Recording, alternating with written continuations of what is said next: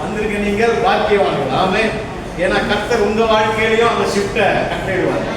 ஆமா, நான் விசுவாசிக்கிறேன். இந்த ப்ரேயருக்கு அப்புறம் நிறைய மாற்றங்களை உங்க லைஃப்ல, உங்க எல்லைகள்ல, உங்க பிசினஸ்ல, உங்க வேலையில, உங்க பொருளாதாரத்துல, உங்க சரீரத்துல நீங்க பாப்பீங்க. ஆமென். கர்த்தர் அப்படிதான் வைப்பார். எத்தனை பேர் ஆமென் சொல்லுங்க? ஆமா, ஹalleluya. ஏன்னா நான் ஏதோ ஒரு அன்னக்காவடியா இல்ல, அனாதை பையலா இல்ல, என்னை சுற்றிலும் ஒரு பெரிய ஃபோர்ஸ் இருக்கு. எத்தனை பேர் ஆமென் சொல்றீங்க? எனக்கு ஒரு அப்பா இருக்கிறாரு, ஒரு அம்மா இருக்கிறாங்க, எனக்கு ஒரு மூத்த சகோதரன் இருக்கிறார். ஹalleluya. யாரு? அப்பா யாரு? பிதாவாகிய தேவன். அம்மா யாரு? ஹோலி ஸ்பிரிட். ஆமென். மூத்த சகோதரன் யாரு? இயேசு கிறிஸ்து. இவங்க என்னை சுத்தில இருக்கும்போது நிறைய நேரத்தில் யோசிப்பேன், எதுக்கு கவலைப்படணும், எல்லாம் அவங்க பார்த்துக்க போறாங்க. எத்தனை பேர் ஆமென் சொல்றீங்க? ஆமென். ஆமா, ஒரு கீரல் விடாம பார்த்துப்பாங்க. பக்கத்துல பாசம், ஒரு கீரல் விடாம பார்த்துப்பாங்க. சொல்லுங்க, உன்னால ஒரு கீரல் பட்டுச்சுன்னா அது பரலோகத்துல பெரிய கேஸ் தான். சொல்லுங்க, பரலோகத்துல பெரிய கேஸ். நம்ம மேல ஒரு கீரல் பட்டா, சொல்லுங்க, என் மேல ஒரு கீரல் பட்டா பரலோகத்துல பெரிய கேஸ். ஆமென். போர்ஸே இறங்கணும். ஆமென். பாருங்க, அமெரிக்காவில் வந்து இங்க ஒருத்தன் வந்து இந்தியாவில் இருக்க எவ்வளோ ஒருத்தர் ஏதோ பண்ணிட்டான்னு வச்சுங்களேன், அமெரிக்க கவர்மெண்ட் என்ன பண்ணாது? சும்மாவே இருக்காது. பாருங்க, ஒன்றும் இல்லை, இஸ்ரேல் போன ஒரு ஃப்ளைட்டை ஆப்கானிஸ்தான் தீவிரவாதிகள் என்ன பண்ணிட்டாங்க? கடத்திட்டு போயிட்டாங்க. கடத்திட்டு போயிட்டு அது வந்து இடியமன் ஆட்சி செய்து அந்த ஆப்பிரிக்காவில் இருக்க ஒரு கண்ட்ரியில், காங்கோவா, அங்கே இங்கே வச்சுட்டாங்க.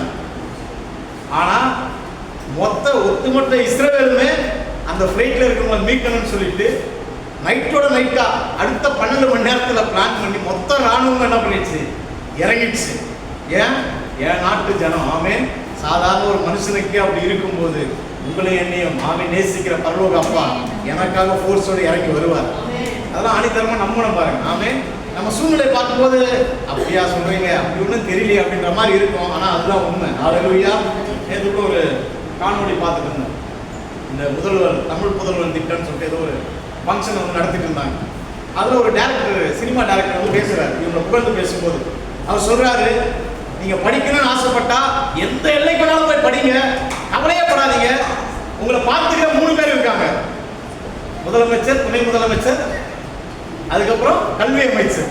அவங்க பார்த்துப்பாங்க அப்படின்னு ஒரு கான்ஃபிடென்ட்டாக ஒரு பதிலை கொடுக்குறாரு. நான் யோசித்தேன், இவங்களே இவ்வளோ கான்ஃபிடென்ட்டாக இவங்களை நம்பும்போது இந்த கவர்மெண்ட்டுக்கு எத்தனை வருஷம் தான் வேல்யூ?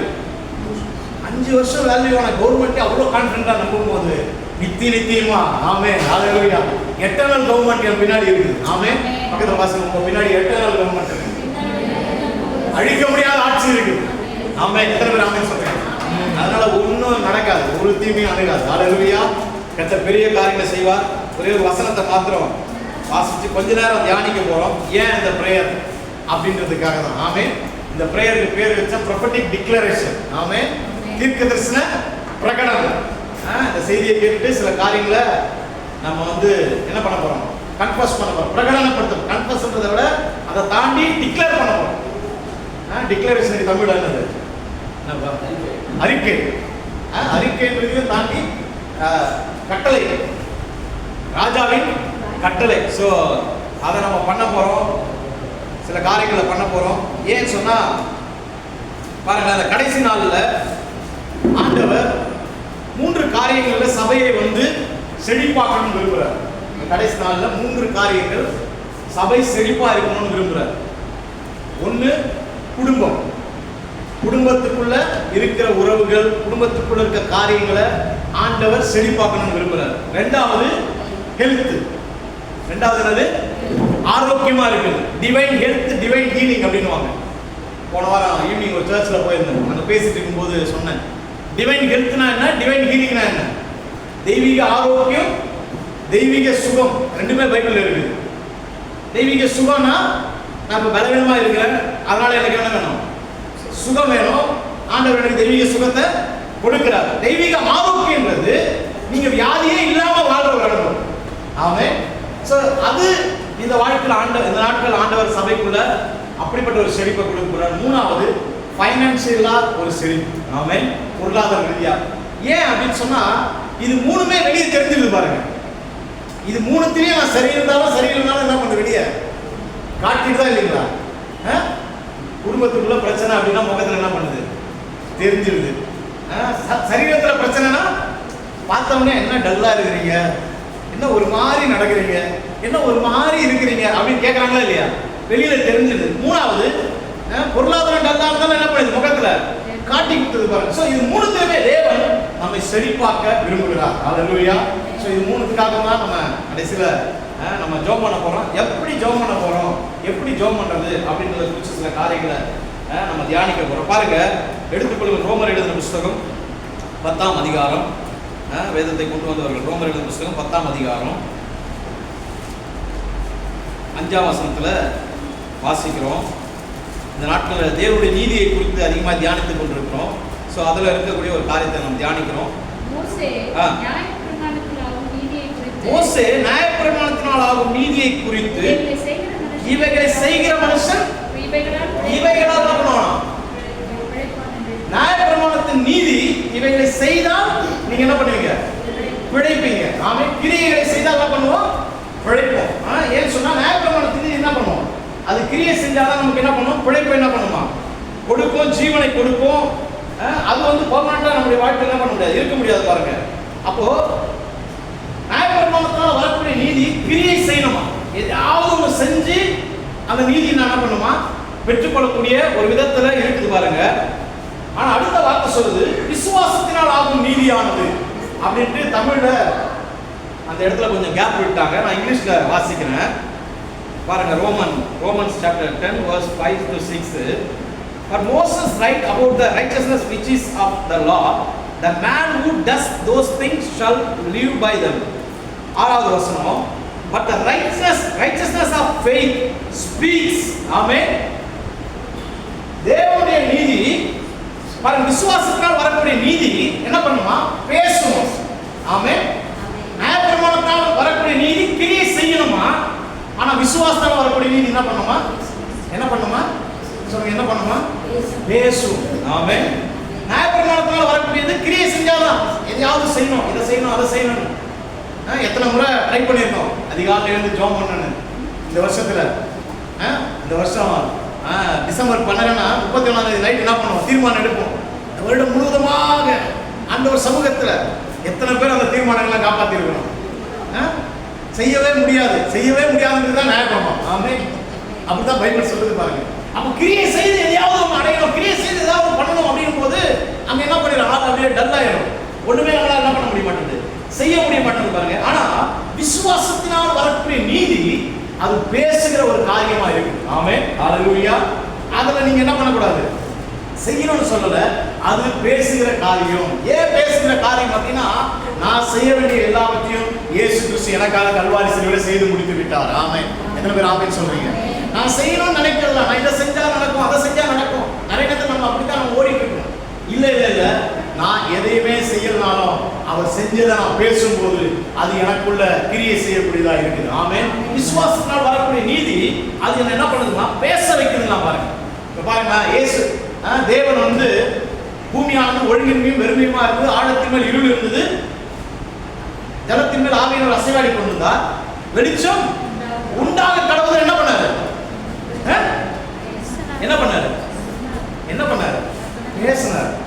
பேசின உடனே வந்துச்சா இல்லைங்களாங்க? நீங்களா முறைக்கிறத பார்த்தா இப்பே டேக் அப் ஆகிற மாதிரி இருக்குது. ஆமென். விசுவாசத்தால் உண்டான நீதி பேசும்போது அது நடக்கும். ஆமென். எத்தனை பேர் ஆமென் சொல்றீங்க? அப்ப விசுவாசத்தால் உண்டான நீதி பேசக்கூடிய ஒரு காரியமா இருக்குது பாருங்க. இன்னைக்கு நம்ம பேச வந்திருக்கோம். ஆமென். எனக்காக கல்வாரி சிலுவை தேவன் என்னெல்லாம் செஞ்சிருக்கிறாரோ அதை நான் பேசும்போது அது என்னுடையதாய் மாற ஆரம்பிக்குது. ஆமென். அதை கட்டளையிடும் போது அது என்னுடையதாய் மாற ஆரம்பிக்குது. ஆமென். ஆனா நியாயப்பிரமாணத்துல ஒரு நீதி ஏதாவது செய்யணும்னே ஓடி போய் கடைசியில எங்கேயாவது என்ன பண்ணிடுது, சோர்ந்து போய் உட்கார்ந்தது. இல்ல நான் பேசும்போது காரியங்கள் மாற ஆரம்பிக்குது. ஆமென். பேசும்போது அட்மாஸ்பியர் சூழ்நிலைகள் மாற ஆரம்பிக்குது. ஆமென். பேசும்போது என்னுடைய வாழ்க்கையில கிரியைகள் நடப்பிக்க ஆரம்பிக்குது. பேசும்போது நடக்காத காரியம் நடக்க ஆரம்பிக்குது. ஆமென். ஹல்லேலூயா. லாசரு கல்லறைக்கு முன்னாடி இயேசு போயிட்டு என்ன பண்ணாரு, கல்லறை ஓபன் பண்ணிட்டு தலையில பாதி அழுகி போயிடுச்சு, காலில் பாதி அழுகி போயிடுச்சு, கையில பாதி காணோம், இது எப்படி ஃபிக்ஸ் பண்றது அப்படின்னு ஆராய்ச்சி பண்ணிட்டு இருந்தாரா? வேற என்ன பண்ணாரு? லாசருவே வெளியே வா அப்படின்னாரு. அப்படி சொன்ன உடனே இவர் பேசின வார்த்தை அதுல உருவழிந்து போய் கிடந்த எல்லா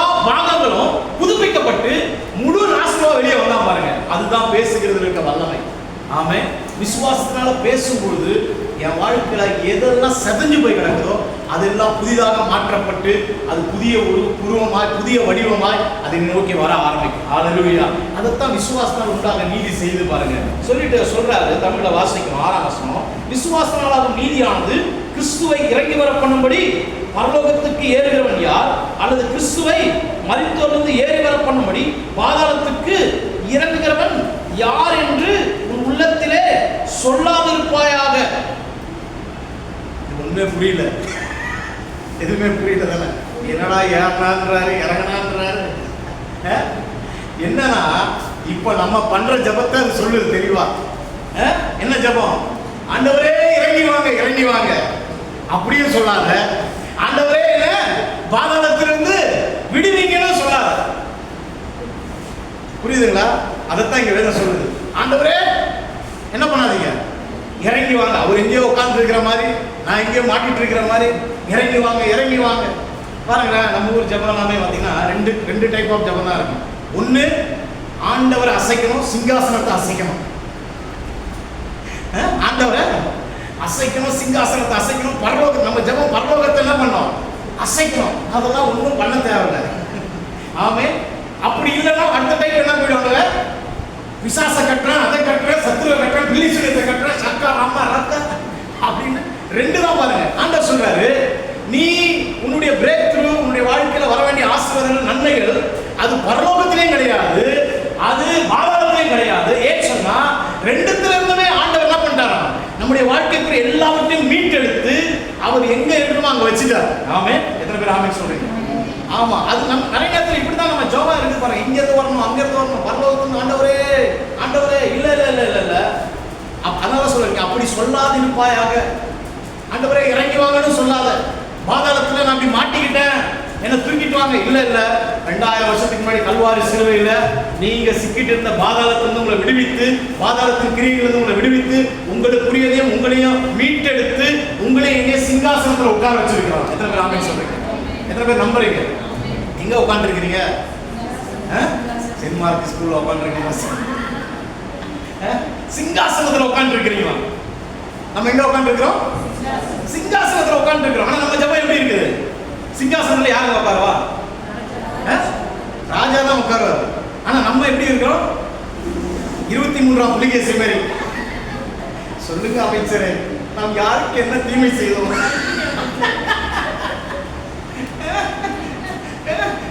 நம்ம பாட்டு நம்ம வேலையை பார்த்துக்கணும் அப்படின்ற. ஆமென். நீங்களும் நானும் ராஜாவா இருக்கணும். ஹல்லேலூயா. சிங்காசனத்துல எப்படி பாஸ்டர் உட்கார வச்சாரு? எபேசியர் 2ஆம் அதிகாரம் 7ஆம் வசனம் 8ஆம் வசனம் வாசிங்க. எபேசியர். கிறிஸ்து இயேசுக்குள் நம்மை அவரோட கூட எழுப்பி உன்னதங்களிலே அவரோட கூட என்ன பண்ணார்? ஆமா. இயேசு கிறிஸ்து மரித்து உயிரோட எழுந்தப்போ என்ன பண்ணாரு? அவர் பாதாளத்துக்கு போய் சிறைப்பட்டவர்களை, அவர் சிறையாக இருந்தவர் எல்லாரையும் விடுதலையாக்கி எல்லாரையும் வீட்டுக்கு கொண்டு வந்து எங்க உட்கார வச்சாரு? உங்களையும் என்னையும் மரித்த பர்சன் எல்லாரையும் எங்க உட்கார வச்சாரு? உன்னதங்களிலே அவரோட கூட உட்கார செய்வார்னு போட்டிருக்கிறா, உட்கார செய்தார்னு போட்டிருக்கா. சொல்லுங்க, என்ன போட்டிருக்கு? ஆல்ரெடி எங்க தான் இருக்கிறோம். ஆனா ராஜா மாதிரி இருக்கிறோமா? பிரச்சனை வரும்போது தான் தெரியுது ராஜாவா பூஜாவான்னு. கல்யாணம் வரும்போது தான் தெரியுது ராஜாவா பூஜாவான்னு. நமக்கு ராஜா மாதிரி நடக்கவே தெரியல பாருங்க, ராஜா மாதிரி பேசவே தெரியல பாருங்க. ஒரு சூழ்நிலை வரும்போது அந்த முன்னணி அமைச்சர் மாதிரி தான் என்ன பண்ற பல நேரத்தில் புலம்பிட்டு இருக்கிறோம். என்ன செய்யறதுன்னு தெரியல, என்ன பண்றதுன்னு தெரியல, இப்படி அப்படின்னு. ஆனா உங்களை எண்ணி ஆண்டவர் பாதாளத்துக்குரிய எல்லா காரியங்களும் விடுவித்து உங்களை எண்ணி சிங்காசனத்துல ராஜா மாதிரி உட்கார வச்சிருக்கிறார். ஹல்லேலூயா. அப்ப என்ன சொல்லணும் அப்படின்னு அந்த வசனம் சொல்லுது பாருங்க.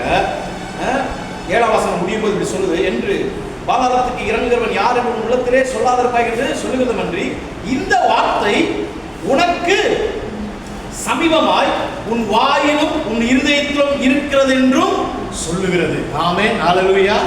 என்னுடைய ஆசீர்வாதம், என்னுடைய நன்மை, என்னுடைய பிரேக் என் வாழ்க்கைக்குரிய எல்லாமே எங்க வச்சிருக்காரு? எங்க வச்சிருக்கிறாரு? எங்க வச்சிருக்கிறாரு? பாருங்க, படி 8ஆம் வசனம். இந்த வார்த்தை உனக்கு எப்படி இருக்குதான்? சமீபமா இருக்குதான். நான் தான் அடிக்கடி சொல்லுவேன், நம்முடைய எல்லா நன்மைகள் ஆசீர்வாதம் கையெட்டின தூரத்துல தான் இருக்கு. ஆமென். ஹalleluya. ஆண்டவர் சொல்றாரு இருதயத்திலும் வாயிலே வச்சிருக்கிறார். எங்க வச்சிருக்கிறாரு? இருதயத்திலும் வாயிலே வச்சிருக்கிறார். அப்போ என்னுடைய பிரேக் த்ரூ என் இருதயத்திலும் என் வாயிலே தான் என்ன பண்ணிருக்காரு? வச்சிருக்கிறார். அதனால தான் நீதிமொழிகள் 4ஆம் அதிகாரம் 23ஆம் வசனம் சொல்லுது, எல்லா காவலோடும் உன் இருதயத்தை என்ன பண்ணு? காத்துக்கொள். அதனிடத்தில் நின்று ஜீவ ஊற்று புறப்படும். ஆனா நம்ம இருதயத்துல என்ன பண்ண முடியல? என்ன ஊற்றெல்லாம் புறப்படுது? இருதயத்துல என்னெல்லாம் புறப்படுது? ஒரு 10 நிமிஷம் பேசினா போதும், பேசுறது எல்லாமே எப்படிதான் இருக்குது. ஆனா பேர் என்னது? ஆமா, பேரு ஜப வீரன். ஜப வீரன். நிறைய பேர்கிட்ட பேசியிருக்கேன். நிறைய பெரிய ஊழியர்களாட்டும் சரி, ஊழியர் செய்கிற நிறைய பேர்கிட்டையும் பேசியிருக்கேன், விசுவாசிக்கிட்ட. ஆனால் நிறைய பேர் அவங்க ஜபங்கள்லாம் பயங்கர பவர்ஃபுல்லாக இருக்கும். ஆனால் அவங்க பர்சனலாக அவங்க கூட பேசும்போது என்னடா அப்படி ப்ரேயர் பண்ணாங்க, அப்படி ஜபம் பண்ணாங்க, எனக்கு ஒரு கேள்வியாகவே இருக்காது. அப்போல்லாம் நான் எப்படின்னா, நான் இப்படி தான் அப்படின்ட்டு வெளிப்படையாகவும் இருப்பேன். லைஃப்பில் அப்படியே சொல்கிறேன், இப்படி தாங்க, என்னால் அதெல்லாம் முடியாதுன்னு சொல்லுவேன். ஆனால் சில பேர் பார்க்கும்போது வெளிப்படையாக பயங்கரமாக இருக்கும். ஆனால் உள்ளுக்குள்ள அவங்க தனிப்பட்ட விதத்தில் பேசும்போது அப்படியே ஆப்போசிட்டா ரொம்ப ட்ரையா சோர்ந்து போற மாதிரி ஒண்ணுமே இல்லாத மாதிரி பேசுவாங்க. ஆனால் வேதம் சொல்லுகிறது, எனக்குரிய எல்லா நன்மைகளையும் என் இருதயத்திலையும் என் வாயிலையும் தான் வச்சிருக்காரு. ஹல்லேலூயா. ஆமென். அதைத்தான் வேதம் சொல்லுகிறது. அதே அதிகாரத்தில் வாசிக்கும் போது, நீதி உண்டாக இருதயத்திலே விசுவாசிக்கப்படும், ரட்சிப்பு உண்டாக வாயினாலே அறிக்கை பண்ணப்படும். பாருங்க, நீதி இருதயத்துல தேவனுடைய நீதியை புரிந்து கொள்ள இந்த மாசம் கூட அதான் தியானிச்சுட்டு இருக்கோம். தேவனுடைய நீதியை நீங்க இருதயத்துல வைக்க நீங்க தேவனுடைய நீதியா இருக்கிறீங்கன்றத நம்ப யார் தான் தேவ நீதி? நீங்களும் நானும் தான் தேவ நீதியா இருக்கும். ஆமாவா இல்லையா? தேவ நீதி யாருங்க? பைபிள் சொல்லுதா? 2 கொரிந்தியர் 8ஆம் அதிகாரம் 5ஆம் அதிகாரம் எடுத்து வாசித்து பாருங்க.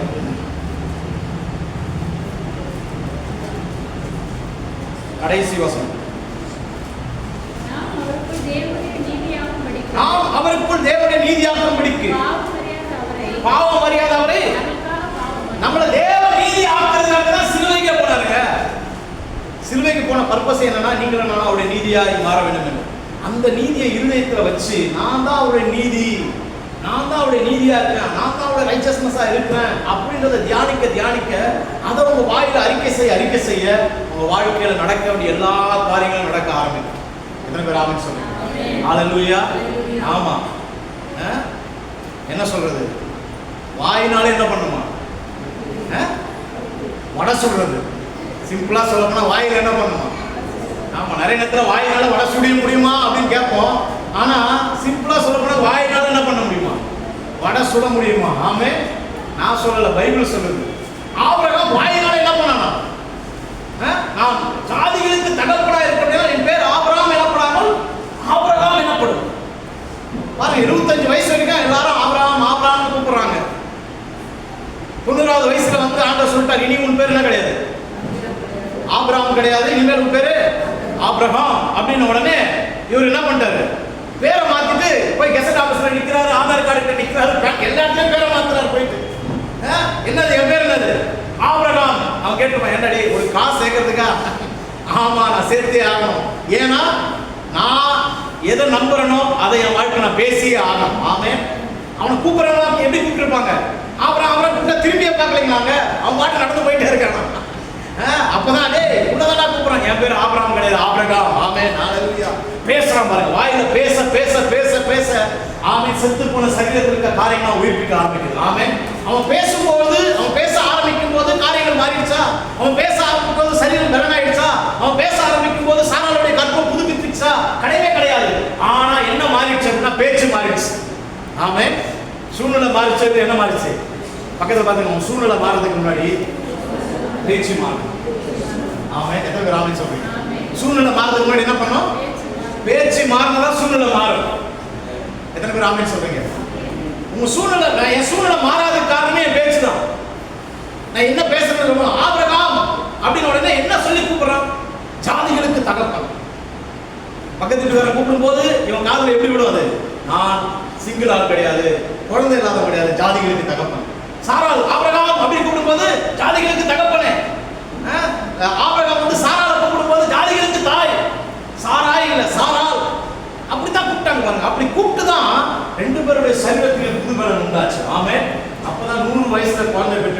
ஈசாக்கு என்ற ஒருத்தனை வாக்குத்தத்தம் பண்ணப்பட்டவன் பெற்றெடுக்க முடியுது பாருங்க. ஆமை என் வாழ்க்கையில செத்து போனதை திரும்பவும் உயிர்ப்பிக்கக்கூடிய ஒரு வல்லமை தேவனுடைய வல்லமை என் வாயில வச்சிருக்கிறார். ஹல்லேலூயா. செத்து போனதை உயிர்ப்பிக்கக்கூடியவர், யார் சரீர அவைகளை உயிர்ப்பிக்கக்கூடியவர். அப்ப பேசணும் பாருங்க, பேசுறது தான் மேட்டர். எங்க இருந்து பேசணும்? பேசுறதுல ஏதோ சும்மா பேசுறது இல்ல, தேவனுடைய நீதியிலிருந்து நான் பேசணும். தேவன் என்ன தேவனுடைய நீதியா வச்சிருக்கிறார், அவருடைய நீதியா நான் இருக்கிறேன், அவருடைய நீதியில என்ன வச்சிருக்கிறார் அப்படின்னு நான் நினைக்கும் போது அங்கிருந்து பேச ஆரம்பிக்கும் போது காரியங்கள் மாற ஆரம்பிப்பாங்க. ஆமென். ஹல்லேலூயா. லாசர் கல்லறையில போயிட்டு இயேசு கிறிஸ்து நிற்கிறாரு. நின்ன உடனே அவருக்கு தெரியுது பாருங்க, நான் பேசினா காரியங்கள் என்ன பண்ணணும், நடக்கும். ஏன்னு சொன்னா அப்பா எனக்கு எப்போதும் செவி கொடுக்கிறார். ஹல்லேலூயா. அதுதாங்க தேவ நீதி. ஆமென். அப்பா எனக்கு எப்போ என்ன பண்றாரு, செவி கொடுக்கிறார் அப்படின்னு ஒரு கான்ஃபிடன்ட் இருக்கணும் பாருங்க. எனக்கு யார் செவி கொடுக்குறாங்க இல்லையோ, யார் பதில் கொடுக்குறாங்க இல்லையோ, யார் என்னுடைய வார்த்தை கீழ்ப்படுகிறாங்க, யார் என்னுடைய சத்தத்துக்கு செவி சாய்க்கிறாங்க இல்லையோ, எனக்கு செவி கொடுக்கிற ஒரு அப்பா இருக்கிறாரு. அவரு நான் பேசுறத வாய்க்க பண்ணுவார். ஆமென். நான் சொல்றத அப்படியே நிறைவேற்றுவார். ஏன்னு சொன்னா இயேசுக்கு நிறைவேற்றினார், அவர் எனக்கு என்ன பண்ணுவார், நிறைவேற்றுவார். எத்தனை பேர் ஆமென் சொல்றீங்க? ஹல்லேலூயா. அவருடைய நீதியா என்ன வச்சிருக்கிறாருன்றத என் இருதயத்துல ஃபிக்ஸ் பண்ணி என் வாயில அறிக்கை செய்யும் போது அங்கே நான் தேவனுடைய காரியங்களை சுதந்திரத்துக் கொள்ள முடியும். ஆமென். அதுதான் பாருங்க, தேவனுடைய நீதியை அப்படித்தான் சுதந்திரிக்க முடியும் பாருங்க. நீங்க என்னதான் குட்டிக்காரனாச்சு 21 நாள் 40 நாள் உபவாசம் பண்ணி ஆண்டவரே இதை தாங்க அதை தாங்க சொல்லுவாரு. என்னடா தரது, எல்லாத்தையும் என்ன பண்ணிட்டேன், உன் கையிலே தந்துட்டேன், எல்லாம் உன் கையில தான் கொடுத்துருக்கேன், எல்லாத்தையும் உனக்குள்ள தான் வச்சிருக்கிறேன் அப்படிதான் சொல்றாரே தவிர அவர் என்ன பண்றது இல்ல, புதுசா உன்னை கிரியேட் பண்ணி கொடுக்கிறது கிடையாது. ஆமென். எனக்குரியதை நானே உண்டாக்கும்படி நானே கொண்டு வரும்படி என் இருதயத்தில் என் வாயிலே வச்சிருக்கிறார். என்று சொல்லுங்க. என் ரட்சிப்பு தாங்க இந்த உலகத்திலே மிகப்பெரிய கிஃப்ட். ரட்சிப்பு தான். என்கிட்ட இருக்க பணம், பொருள், கார், வீடு, பங்களா, எல்லா சொத்து கித்த எல்லாத்த காட்டில எதுதான் பெருசுன்றோம், எதுதான் பெருசுன்றோம் சொல்லுங்க, எது பெருசுங்க? ரட்சிப்பு, சால்வேஷன். ரட்சிக்கப்பட்டியா?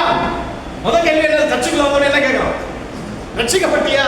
ஏன்னா அதுதான் பெருசா பார்க்கணும். அப்ப அந்த ரட்சிப்பே எப்படிதான் உண்டாகலாம், நீதி உண்டாக இருதயத்தில் விசுவாசித்து வாயினால் அறிக்கை செய்யப்படும் போது நீ ரட்சிக்கப்படுவாய். ஹல்லேலூயா. அப்ப அதுவே அப்படித்தான் நடக்குதுன்னா என் வாழ்க்கையில வரக்கூடிய எல்லா நன்மைகளும் தேவன் அப்படித்தான் வச்சிருக்கிறாரு. ஆமென். நான் தேவ நீதியா இருக்கிறேன் அப்படின்னா என் நீதியினால வரக்கூடியது இல்ல, என் கிரியைகளினால வரக்கூடியது இல்ல, நான் ஏதோ செஞ்சு வரதில்லை, அவர் எனக்கு எல்லாம் செஞ்சிருக்கிறாரு. நான் சொல்லும் போது அது எனக்கு நடக்கும் நம்புறேன் பாருங்க. அதான் தேவ நீதி. என்ன பேர் ஆமென் சொல்லுங்க. அவர் எனக்கு எல்லாத்தையும் செஞ்சிருக்கிறாரு, நான் சொல்லும் போது நடக்கணும்னு நினைக்கிற மாதிரிங்களா, அதுதான் தேவ நீதி. ஹல்லேலூயா. இயேசு கிறிஸ்து அதை தான் பாருங்க செயல்படுத்தினார். எங்க போனாலும் உன் படுக்கை எடுத்துக்கொண்டு நடன்னு சொல்றாரு, அவன் என்ன பண்றான், நடக்க ஆரம்பிக்கிறான். நம்ம படுக்கையே எடுக்க முடியும், மற்ற படுக்கையாவே எழுப்பவே முடிய மாட்டேங்குது, உட்கார்ந்தா என்ன பண்ண மாட்டேங்குது, பக்கத்துல தான் சுவிட்ச் இருக்கும், ஃபேன் போடுறதுக்கு லைட்டு போடுறதுக்கு என்ன பண்ணுவோம், அந்த சுவிட்சை கொஞ்சம் போட்டு பக்கத்துல தானே இருக்கிறேன், அங்கிருந்து எழுப்ப முடிய மாட்டேங்குது. நிறைய விஷயங்கள் இப்படிதான் உட்கார்ந்துட்டு இருக்க பாருங்க. நீங்க எதை சில நேரத்தில் பாருங்க, பிசாசு வந்து இதெல்லாம் பேசினா நடக்குமா, இதெல்லாம் யோசிக்கவே கூடாது அப்படின்னு எதெல்லாம் நீங்க முடிவு பண்ணி வச்சிருக்கிறீங்களோ அதெல்லாம் இந்த இரவுகள்ல நம்ம பேசும்போது அந்த காரியங்கள் ஒரு பிரேக் த்ரூவா கற்று உண்டு பண்ணுங்க. ஆமென்.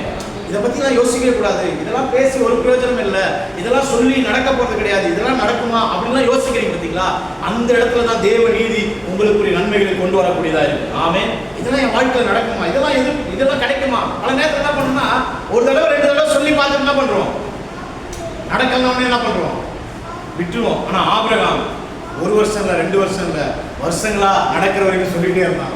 ஹல்லேலூயா. அவன் வாழ்க்கையில் அதை அனுபவிக்கிற வரைக்கும் சொல்லிட்டே இருக்கிறான் பாருங்க. பெர்னார்ட் அன்பாமா அப்படின்னு சொல்லி ஒரு தேவ மனுஷன்,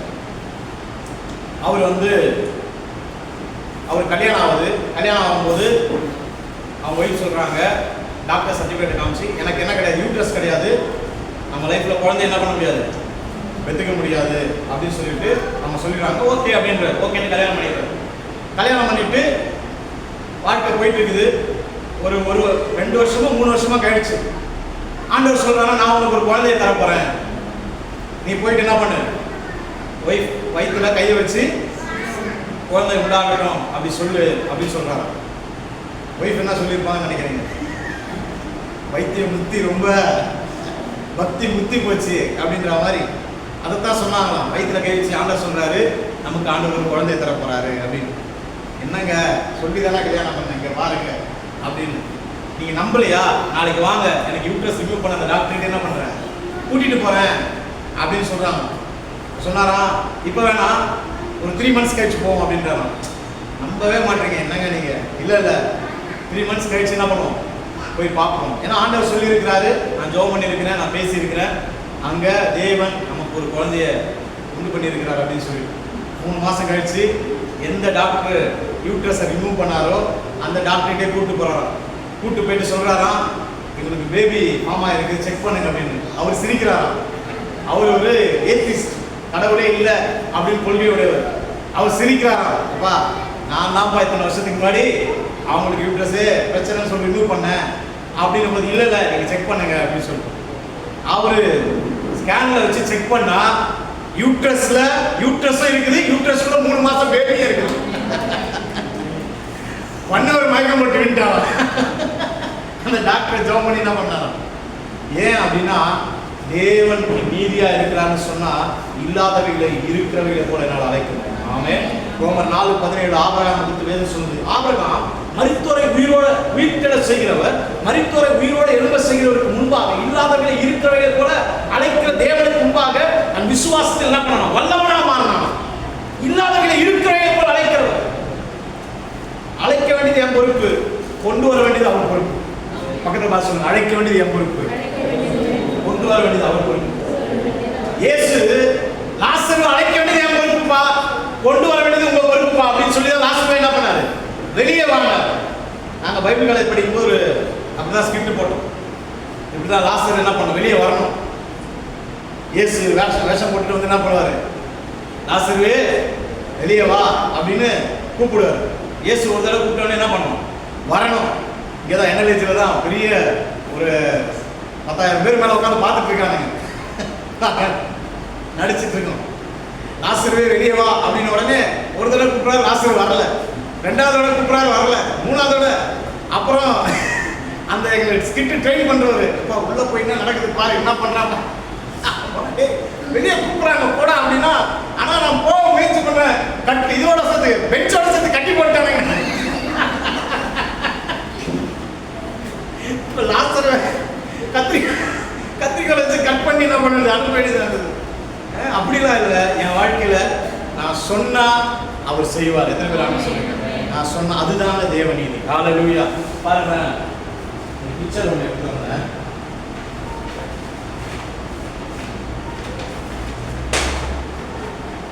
தெரியுதுங்களா என்னன்னு?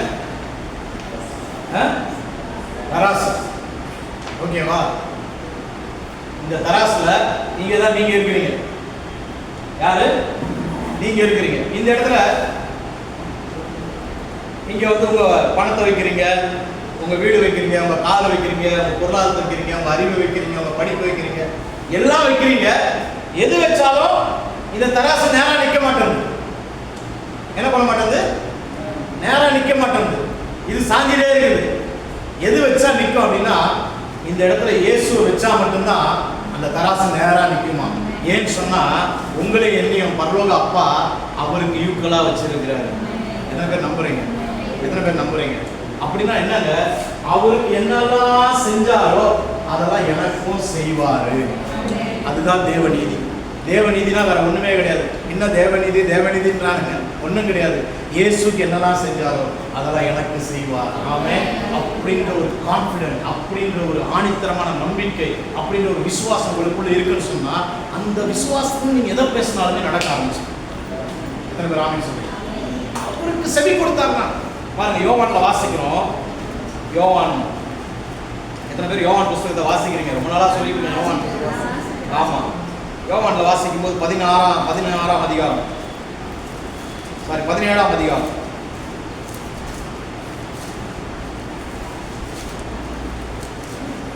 23 வசனம் வாசிங்க. 17:23. ஒருமைப்பாட்டில் என்னை நீர் அனுப்பினதையும் நீர் என்னில் அன்பா இருக்கிறது போல.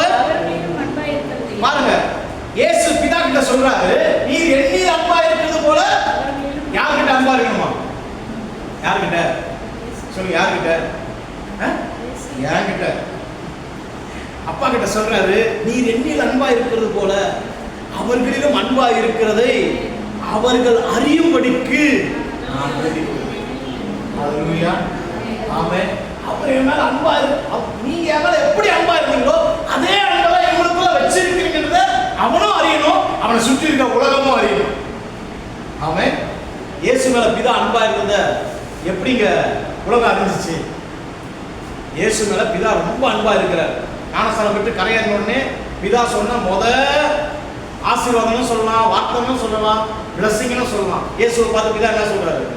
இவர் என்னுடைய நேசகுமாரன், இவரில் பிரியமா இருக்கிறேன் அப்படி சொன்னாரு. அது சொன்னதை உலகம் எப்படி பார்த்துச்சு? இயேசுவை பிதா நேசிக்கிறார் உலகம் எப்படி பார்த்துச்சு? இயேசு மூலமா நடக்கிற அற்புதங்களை வச்சுதான் பார்த்துச்சு. எங்க போனாலும் அற்புதம் நடக்குது, எங்க போனாலும் இருள் விலகுது. மத்தேயு 5ஆம் அதிகாரம் 6ஆம் அதிகாரம் 7ஆம் அதிகாரம் மார்க்லாம் வாசிக்கும் போது இருளில் இருக்க ஜனங்கள் பெரிய வெளிச்சத்தை கண்டார்கள். அங்க வந்த வியாதியஸ்தர்கள் எல்லாம் பிசாசு பிடிச்சவங்களாம் ஒருத்தர் கூட சுகமாகாம போனீங்க, எல்லாரும் சுகமானார்கள். ஆமென். ஹல்லேலூயா. அப்போஸ்தலர் 10:32 சொல்லுது, அவர் பிதாவாகிய தேவன் பசுத்தாவினாலும் தம்முடைய வல்லமையினாலும் நசனாகிய இயேசு கிறிஸ்துவை அபிஷேகம் பண்ணினதுனால அவர் அந்த நாட்கள் என்ன பண்றாரா? பிசாசு பிடித்தவர்களை விடுதலையாக்கவும் வியாதியஸ்தரை சுகமாக்கவும் நன்மை செய்கிறவராய் சுற்றி திரிந்தார். ஹல்லேலூயா. பாருங்க, பிதா அவரை நேசிக்கிறார்ன்றதை எப்படி வெளிப்படுத்தினார்னா, எங்கெல்லாம் போனாரோ அங்கெல்லாம் நன்மை உண்டாச்சு, எங்கெல்லாம் போனாரோ அங்கெல்லாம் ஜீவன் உண்டாச்சு, எங்கெல்லாம் போனாரோ இயேசு அங்கெல்லாம் தேவனுடைய செயல்கள் வெளிப்பட ஆரம்பிச்சிச்சு. ஆமென். ஹல்லேலூயா. அதே கிருபை, அதே இரக்கம், அதே தயவு தான் கர்த்தர் உங்க மேல என் மேல வச்சிருக்கிறார். சொல்லுங்க, அவருக்கு என்னெல்லாம் நடந்ததோ அது எனக்கும் நடக்கும். அதுதான் தேவ நீதி. ஹல்லேலூயா. அதனால தான் இயேசு சிலுவைக்கு போயிட்டு அவர் சொல்றாரு, இங்க பாரு, நீ என்ன சொல்லிட்டு இருக்கன்னா, பிதா என்ன நேசிக்கல, பிதா என்ன ஒரு மாதிரி ட்ரீட் பண்றாரு, பிதா என்னால அன்பா இல்ல, பிதா எனக்கு ஒரு மாதிரியும் வேற ஒருத்தவங்களுக்கு ஒரு மாதிரி பண்றாரு. இல்ல இல்ல இல்ல, பிதா என்ன எப்படி நேசிக்கிறாரோ அப்படித்தான் உன்னை நேசிக்கிறாரு. பிதா எனக்கு என்ன செய்யறாரோ அதைத்தான் உனக்கும் செய்யறாரு. பிதா எனக்கு என்ன கொடுத்திருக்கிறாரோ அதைத்தான் உனக்கும் கொடுத்திருக்கிறாருன்றதான் தேவனுடைய நீதி அப்படின்றத வெளிப்படுத்துறாரு. ஹல்லேலூயா. அதனால புரிந்து பவுல் எதுவும் சொல்றான், நீங்கள் அவருக்குள் தேவ நீதியாகும்படிக்கு அவர் பாவமானார். ஆமென். நான் அவருடைய நீதியா மாறணும். என்னை பார்க்கும்போது எனக்குள்ள தேவனுடைய செய்கைகளை ஜனங்க பார்ப்பாங்க. ஆமென். நான் சொன்ன 3 காரியத்துல தேவன் சபையை இன்னைக்கு பயன்படுத்த விரும்புகிறாரு. இந்த 3மே எனக்குள்ள வெளிப்பட ஆரம்பிக்கும் போது இந்த உலகம் என்னை பார்த்து சொல்லும், இவன் பிதாவினால் நேசிக்கப்பட்டான். ஹல்லேலூயா. இவன் ஒருத்தர் பயங்கரமா நேசிக்கிறாருப்பா, அவருடைய அன்புதான் இதெல்லாம் செய்ய வைக்குது. அந்த அன்புதான் வாழ்க்கை எவ்வளவு ஆசீர்வாதங்களை கொண்டு வருது. அந்த அன்புதான் வாழ்க்கையில எல்லா காரியங்களும் நன்மையா முடியப்பட்டது. ஆமென். ஹல்லேலூயா. எல்லாமே நன்மையா முடியுங்க. ஏசாயா 54 அதில் வாசிக்கும் போது வீட்டில் போய் அப்புறமா வாசிங்க, நம்ம ஜெபம் பண்ண போறோம். அடுத்த வாரம் நம்ம அதுதான் தியானிக்க போறோம். சண்டே மறந்துடாதே, சண்டே அன்பின் விருந்து எல்லாம் வந்துருக்கு. ஸோ அதில் பாருங்க, அந்த வார்த்தை சொல்லுது, நீதியினால் ஸ்திரப்பட்டிருப்பாய், கொடுமைக்கு தூரமாவாய், பயமில்லாதிருப்பாய், திகிலுக்கு தூரமாவாய், அது உன்னை அணுகுவதில்லை அப்படிலாம் சொல்லிட்டு அப்படியே வராரு. வந்துட்டு சொல்றாரு, உனக்கு விரோதமாய் உருவாக்கப்படும். நம்ம அதை மட்டும் எடுத்துப்போம். உனக்கு விரோதமாய் உருவாக்கப்படும் எந்த ஆயுதம் வாய்க்காதே போகணும். அதுக்கு முன்னாடி வசனம் பாத்தீங்கன்னா, அந்த ஆயுதத்தை உருவாக்கணும்னு ஆண்டவர் தான் படைச்சாரா. அந்த ஆயுதத்தினால தீமை செய்யற கருவியே அவன் உண்டாக்குறான். ஆனா தீமை செய்கிற குணத்தை ஆண்டவர் கொடுக்கல இல்லையா? தீமை செய்கிற குணத்தை ஆண்டவர் கொடுக்கல. ஆண்டவர் அவனை உண்டாக்குனாரு. அவன் உண்டாக்குன காரியம் தீமையா இருக்குது பாருங்க. அதை அந்த ஆயுதத்தை உனக்கு விரோதமா அவன் பயன்படுத்த நினைச்சான்னா அது என்ன பண்ணும்? வாய்க்காமல் போகும். ஏன்னு சொன்னா, நீ என் நீதினால ஸ்திரப்பட்டிருக்க. ஹல்லேலூயா. ஆமென். நான் அவனை உண்டாக்குனேன். நான் உண்டாக்கிட்டு அவங்க கையில ஒரு தொழிலை கொடுத்துருக்கிறேன். அந்த தொழிலை உனக்கு விரோதமா திருப்பணும்னு நினைச்சாங்கன்னா, உனக்கு விரோதமா ஏதாவது பண்ணணும்னு நினைச்சாங்கன்னா, அவனுக்கு கொடுக்கப்பட்ட திறமையை உனக்கு விரோதமா ஏதாவது செய்யணும்னு நினைச்சாங்கன்னா அது வாய்க்காமலே போக பண்ணும். ஏன்னு சொன்னா, நீ என் நீதியா இருக்க. எத்தனை பேர் ஆமென் சொல்றீங்க? ஹல்லேலூயா. எனக்கு விரோதமா ஒண்ணுமே ஒருத்தனாலும் பண்ணவே முடியாது. ஹல்லேலூயா. ஏன்னா அவர் என் நீதியா இருக்கிறார். ஆமென். ஹல்லேலூயா. எவன் சமைச்சா என்ன, எவன் எனக்கு விரோதமா பேசினா என்ன, எவன் இருக்கும் எனக்கு விரோதமா இது பண்ணா என்ன, ஒன்றுமே என்னை தொட முடியாத தூரத்தில் கற்று வச்சிருக்கிறார். பாருங்க, எனக்கு ஆச்சரியமான காரியம் என்ன தெரியுங்களா? ஆச்சரியமான காரியம், 40 வருஷம் இஸ்ரவேல் ஜனங்க வனாந்தரத்தில் இருக்காங்க. எப்படி இருந்தாங்க? ஆண்டவருக்கு பிரியமா இருந்தாங்களா? நல்ல பிள்ளையா இருந்தாங்களா? தண்ணியை கொடுத்தா என்ன கேட்குறானுங்க? காடையை கேட்குறானுங்க. காடையை கொடுத்தா சாப்பாடை கேட்குறானுங்க. ஏதாவது ஒன்று முறுமுறுத்துட்டே தான் இருந்தானுங்க. ஆனால் பிழையான ஒரு தீர்க்கதரிசி இவங்களை பார்த்து வந்து இவங்களை பிளஸ் பண்ண, இவங்களை சபிக்க வரும்போது அவன் வாயில தேவனுடைய வார்த்தை புறப்பட்டு வருது. என்ன வருது அப்படின்னு சொன்னா, யாக்கோபுக்கு விரோதமா மந்திரவாதம் இல்லை, இஸ்ரவேலுக்கு விரோதமா குறி சொல்லுதல் இல்லை. பாருங்க, ஆண்டவர் விரோதமா தானே பண்ணிட்டு இருக்கானுங்க. இப்போ ஒருத்தன் வந்து சபிக்கும் போது அந்த சாபமான வார்த்தை கண்டிப்பா வந்து ஆகணுமா இல்லையா? நம்ம கான்செப்ட் படி வந்து ஆகணுமா இல்லைங்களாங்க? இவன் ஆண்டவர் பிரியமில்லாத இருக்கிறான், அதனால நமக்கு சூனியம் என்ன பண்ணணும்? வலிக்கணும். ஆனா சூனிக்கான வாயிலிருந்து என்ன வருதுன்னா, இவனை மந்திரமே வச்சாலும் என்ன பண்ண முடியாது, ஒண்ணுமே பண்ண முடியாது. ஏன்னு சொன்னா அவன் என் நீதியா இருக்கு. ஆமென்.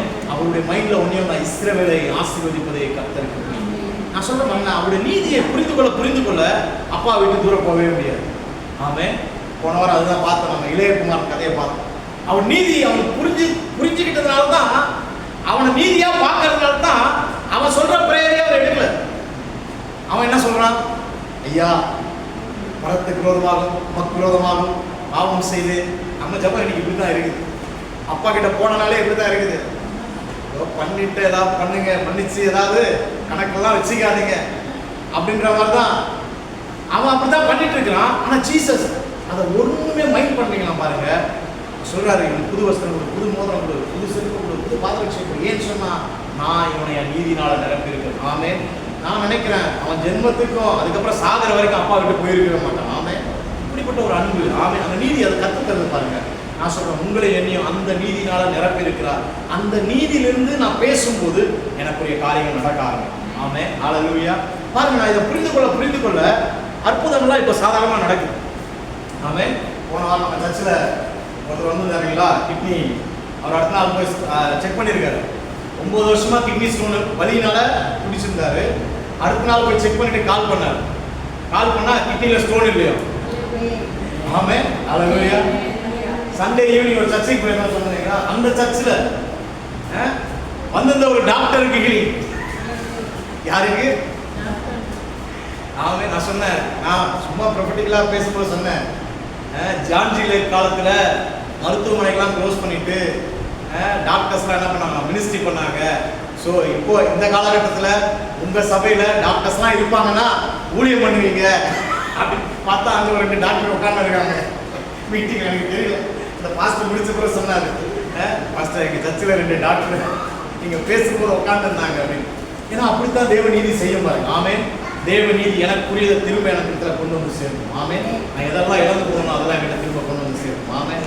கொஞ்ச நேரம் அந்த நீதியினால நிரம்பி நம்ம கன்ஃபஸ் பண்ண போறோம். அந்த நீதி நான் சொல்றத அவர் செய்வார்ன்றத நான் நம்பும் போது நிச்சயமா அது நடக்க ஆரம்பிக்கும். ஆமென். ஹல்லேலூயா. அப்படியே கண்ணுல மூடி கொஞ்ச நேரம் அப்படியே கண்ணுல மூடி முடிந்தவர்கள் எழுந்து நின்று கொள்ளலாம், உட்கார்ந்து கொள்ளலாம், என்ன வேணாலும் பண்ணலாம். ஒரு சில காரியங்களுக்காக கவனம் போறோம். ஆமென். அந்த நீதியினால